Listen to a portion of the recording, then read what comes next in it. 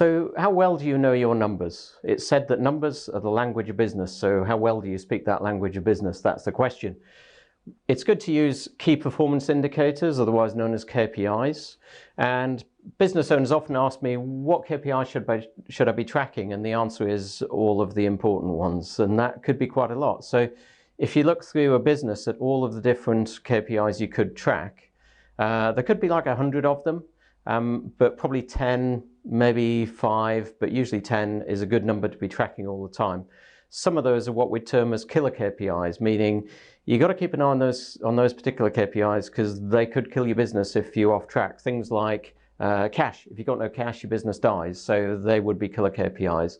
So I just got a selection of them here. I just thought I'd mention a few of them. Certainly the things that most people would be tracking is the revenue, how much is your sales income, ideally how much is in your banks, make sure you got cash. But there can be lots of different ones. What's the average number of payment days?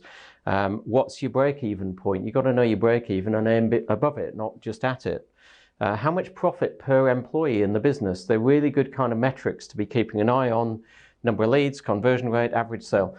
There's loads of KPIs. It's really important you track them, and a great way that we use to organize that is to create a dashboard. It's kind of like driving a car.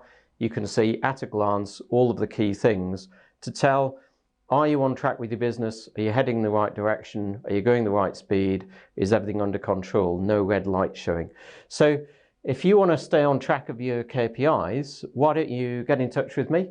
My name's Rob Pickering. I'm a business coach, and I help business owners in the Reading area to manage the KPIs and speak the language of business, which is numbers.